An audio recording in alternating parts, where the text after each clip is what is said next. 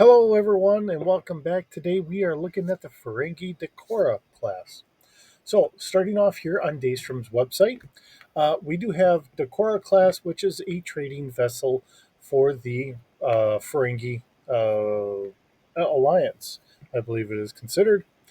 Um, so, we do have about 207 uh, Decora class vessels built in all. Four have been lost that we know of. We have the Kraton and Kreecha, which are active, and those are known from we have season two and season three of the Next Generation. So going on here, we do have a length of 487 meters, a beam of 440 meters, a height of 80 meters, and it roughly comes out to be in about 22 decks. This was commissioned in 2357 until 2369. The class does remain in service with the Ferengi Alliance. Let's see. We have a going mass or known mass for this of 3,800,000 metric tons, and we have a crew of 390. Uh, this really was brought out early on in the Next Generation here. And I think for a while there, it was going to be the start of another race that was going to be a conflictual race for the Federation. Um, at least how things had kind of started, but later on it was kind of dropped. The Ferengi were brought back during Deep Space Nine, um, and it was really changed. A lot of the views and takes on how the Ferengi are were drastically changed, and now we see them as a completely different race. A little bit of someone you want to tightly hang on to your credits with, but on the other hand, um, you can bargain with them, barter, and all that. Although, don't be surprised if you're not on the losing end of that. So, it is equipped with 10 high-powered phaser banks, totaling output is about 20,000 terawatts. We have two torpedo tubes, equivalent to Starfleet's rapid fire photon torpedo tubes with 120 rounds. The defense system listed here gives a shield total capacity of 1,350,000 terajoules, a standard duranium tritanium double hull. We also have a standard level structural integrity field. We have a normal cruise of warp 6, a maximum cruise of warp 9, a maximum rating is 9.6 for about 10 hours. We do have beam firepower. Again, as always, the Galaxy class is rated as a 1000, so uh, our beam firepower is 400, so a little less than half of what the Galaxy class is able to produce, but the torpedo firepower is double that of what the Galaxy class can come up with. Our weapon range and accuracy is about 700, so just a little less than par with the Galaxy class. The shield strength is half that of the Galaxy, and hull armor is a 100, so that means it's only about 1/10 the that of a Galaxy class. All right, speed is on par with our Galaxy class, and combat maneuverability is a 1,600, so that is almost half again, or just over half again, that of what the Galaxy class can do. So that really does put this, as a formidable foe for a Galaxy class starship. It lacks in some areas and excels in others. So that does, keep everybody on their toes, and that does show that they are not someone to just kind of take lightly. All right, our overall strength index is 300 or 916. I'm sorry. Diplomatic capability approximately equivalent to Starfleet Grade 2, but optimized for trading and marketing conferences. We have a expected whole life is 36 years. We don't. We do not have a rating for a minor or standard upgrade for refit, but a major refit roughly every 18 years. So it'll get upgraded once, maybe twice in its life, and then it'll probably be discontinued. So the write up that we have here from Daystrom, seeing that we don't get to see this very often. Um, it does look like we do have. Let's see, the Menage of Troy, and I'm mispronouncing that one, I'm sure. Peak performance, generic official information stated the designer of the ship, the scale diagram on page 581 of the Encyclopedia, second edition, yields 487 meters when compared to the Vorcha class attack cruiser. Generic information based off the scale diagram, page 581 for the Encyclopedia Second Edition. Again, reconfirming the length of 487 meters. And then we also have Star Trek The Next Generation, The Last Outpost. So those are the three different times listed here that we have canon sources of actually seeing this. All right, this is the largest and most powerful vessels of the Ferengi fleet. Starfleet first encountered the Decorah class vessel in 2364 when the Enterprise D intercepted the Decorah, which had recently stolen a power converter from a Federation outpost. The Decorah proved to be very nearly the equal of the Galaxy class in speed, although the Galaxy class had significantly more firepower. The Decorah, like all Ferengi vessels, is primarily a trading ship. It devotes most of its internal volume to cargo space, large areas styled after marketplaces, and strong room facilities to store commercial gains.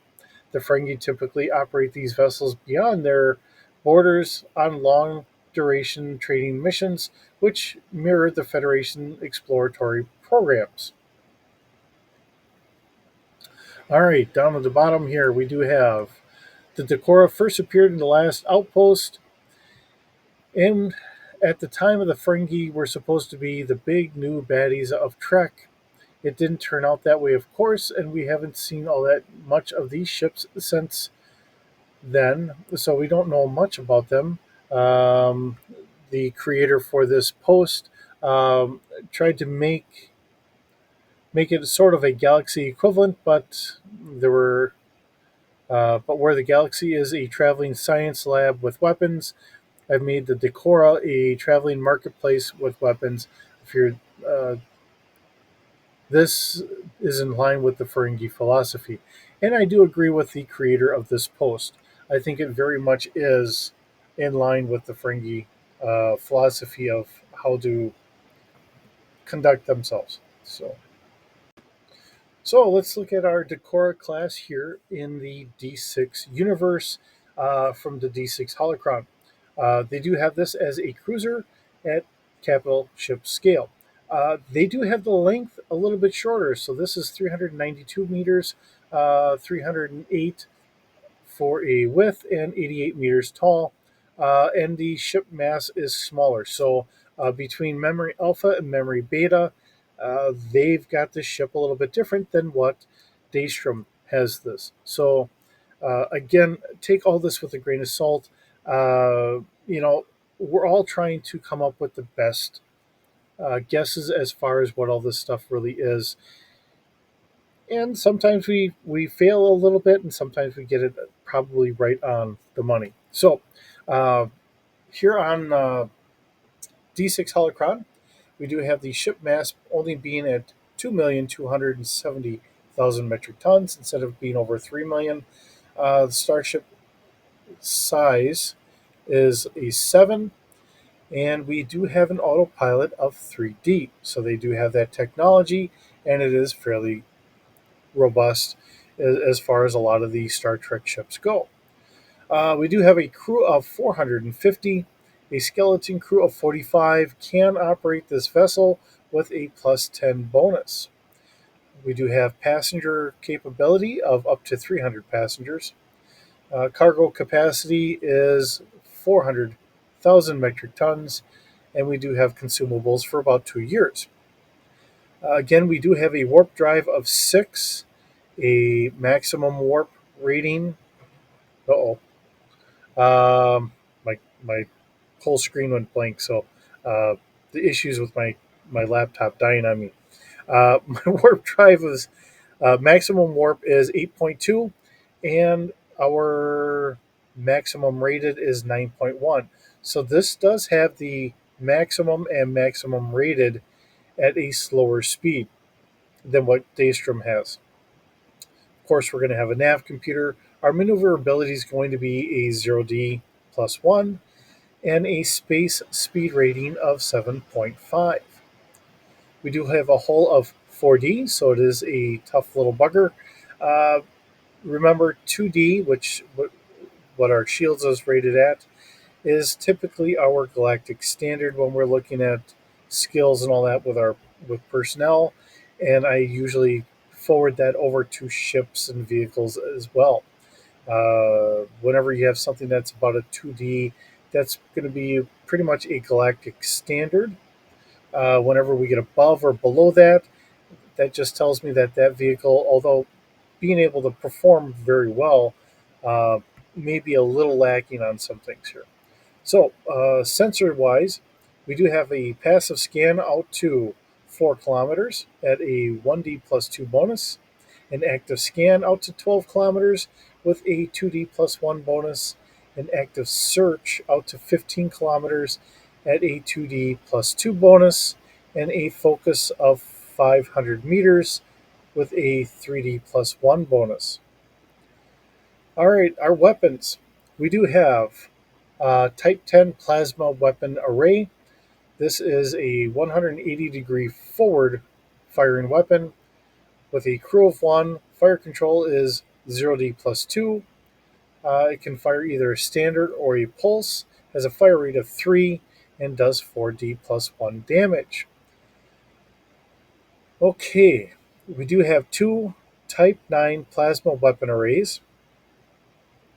This is 180-degree forward. This is the forward tip of the starboard and port wings. Let's see, we do have a fire control of 0D plus 2 and fire rate of 3, again with a 4D damage. So, in all, with just these phasers forward facing, you're looking at the possibility of 9 shots in one round. We also have 2 concealed type 7 plasma weapon arrays. These are 180-degree forward facing. Let's see, one starboard side of the neck, one port side of the neck. This is also a fire control of 0D plus 2, fire rate of 3, and damage of 3D. And then we get down to our photon torpedo launcher. Again, is very similar to that of our Federation counterpart. These are self guided. The weapon deck engineering dorsal is where it's located. We do have this at capital scale. Fire control is 0D plus 2, has a spread of 6, and it does 4D damage. Now, again, trying to rebalance a lot of this stuff out. This is where I've been kind of changing some of this stuff, and I've been putting in SWRPG. Um, let's see. That would be a 9D. Oops. And then I will keep it in the bracket, which I kind of flubbed up here at the beginning. And there we are. Okay. Um, and if you didn't watch the one video, I'm trying to get this in because I'd love to grab all of this stuff and put it into one system. Now, we're using the West End Games D6 Star Wars system for it, and this works very well. You could keep this all off on its own and just do Star Trek separate from Star Wars. But being one of those oddballs, I'd love to have elements from, say, like Battletech, Star Trek, and Star Wars all mushed together. I think that would work very well. And I think there's plenty of room in the galaxy, or Um, Other ways of telling the same story here in an expanded universe, um, and being able to bring everything in all together. Uh, and that's my view of this. Um, Outside of having the love for each franchise all by themselves, it would be wonderful to just kind of hodgepodge them all together and have a wonderful continuing story arc here that we could do this. We also have four class Delta tractor beams, two in the forward, two in the aft for hauling other ships or whatever else. And we have seen this later on, I believe, with when we first got to see the Stargazer. The Ferengi were towing that. Um, so we were kind of sparring off with the Ferengi on that one. Okay, we have a fire rate of 1 and a strength of 40 plus 2. We also have three class Alpha tractor beams for the shuttle bay. There's one in each shuttle bay, so that means that we do have three different shuttle bays here. Fire control is 0D, strength is 3D plus 1. Now, for the nice things that we do get here from D6 Holocron, we do have Spartan crews of 200, basic crews for 400, expanded crews for 120 personnel, luxury crew berthing for 60 personnel, and 10 unusual uh, crew rooms.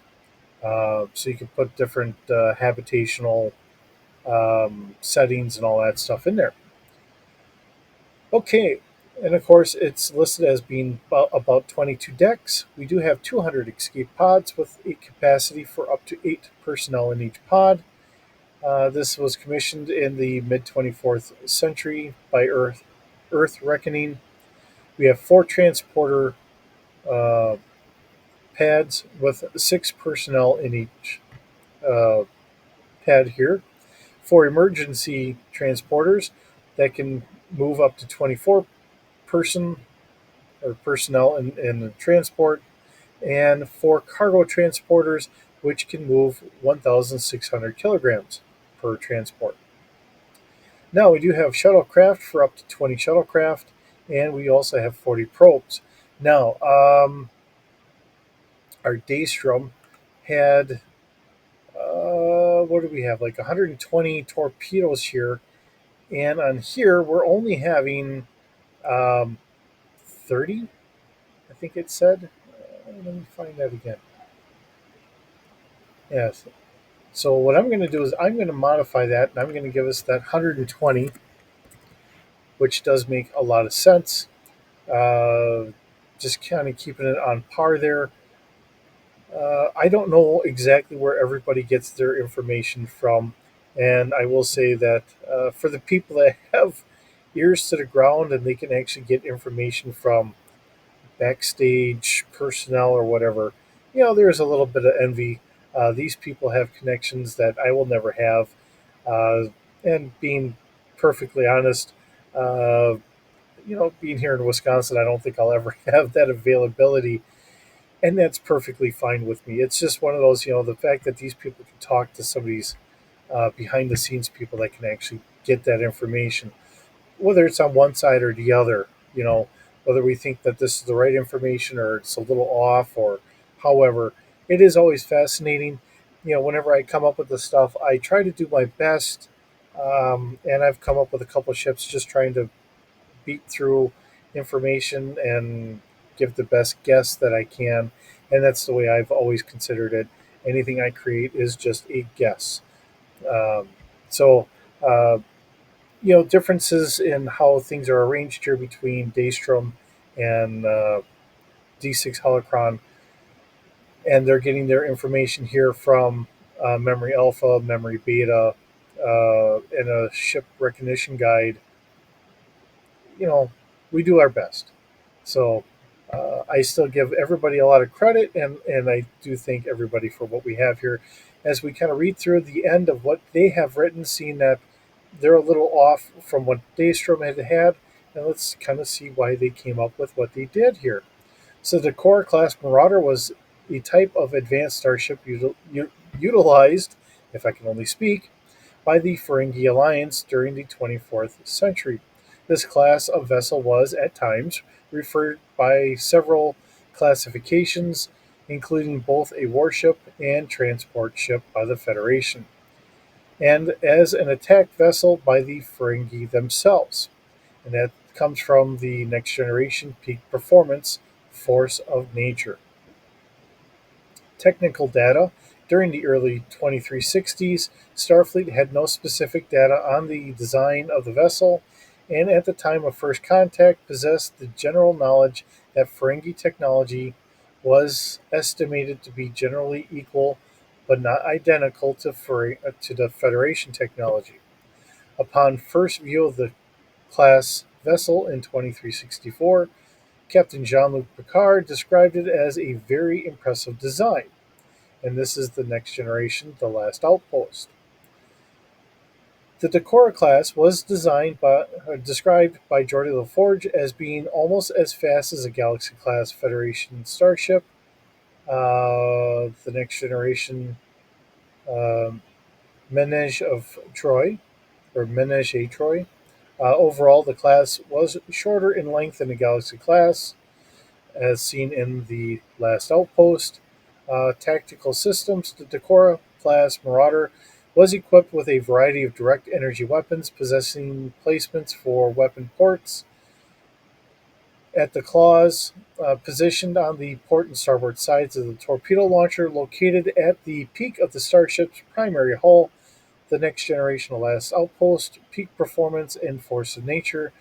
This class of vessel was also equipped with a forward missile launcher, the Next Generation, the Price, the Price. In addition, the Decora class was equipped with a form of energy weapon emitter from the aft of the ship, detectable by a marked power surge prior to discharge. The resulting electromagnetic pulse was capable of weakening the deflector shield power of a Galaxy class starship, as well as the capability of depleting the fusion generator and batteries by as much as 30% in a single discharge. The Next Generation, The Last Outpost. In cases where the Decora's uh, daimon was forced to surrender, the ship could extend its neck and open the ship's weapons ports to expose the ship's sensitive areas. This posture was also sometimes viewed as a uh, pre preparation to attack the Next Generation, The Last Outpost. Auxiliary vessels. Uh, it has been observed that at least one Decorac class vessel was equipped with an embedded auxiliary vessel, the capabilities of which are unknown, and that again comes from the Last Outpost. So, taking from what they have and how they came up with their stuff, as well as from Daystrom, and you know, being a role playing game, and I'm always centered more on role playing games through just the way I kind of operate things. Um, it's an interesting take and interesting way of having a starship. They are very interesting as far as a race goes, and in the Deep Space Nine, some of the silliness that we get from them, um, and how they treat women and how their society is typically run. Um, you can easily call it, in some regards, a backward way of doing things, but there again, that's looking from it on a moral high ground of how we view our society, and everyone would obviously be different. Uh, different societies would, of course, grow up differently and handle their own affairs differently from everyone else. So we do see that with Vulcans and how they handle things. And even with the split, where we learn later on, the Vulcans from the Romulans and how they all handle things. So Another interesting ship, another iconic ship that we had gotten early on in Star Trek The Next Generation. One that we didn't see a ton of, but uh, obviously there have been lots of remarks, like Quark talking about when he was in the Ferengi Navy and doing some of the stuff that he had done as well. Uh, so it's always nice to be able to bring this to the forefront and try and get a couple more eyeballs on it, especially on bringing it into a D6 universe so we could run it as a D6 game. Um, I know that they've probably got this in the books for um, the current Star Wars or Star Trek. I'm sorry. My mind is not running here on all cylinders. Uh, but it is one of those things of because I do have the love for the D6. I think I always will because I mean I've been using the D6 for well over 20 some years. And it's just a fun, easy system, especially when I can just have the guys. Nobody's got to spend time trying to level up characters and everything else. Everything flows very nice and easy, and that is again why I love running things in the D6 system. With that, thank you so very much for stopping by. It's always a pleasure having you around. Hope you're having a wonderful day, and we'll see you in the next video.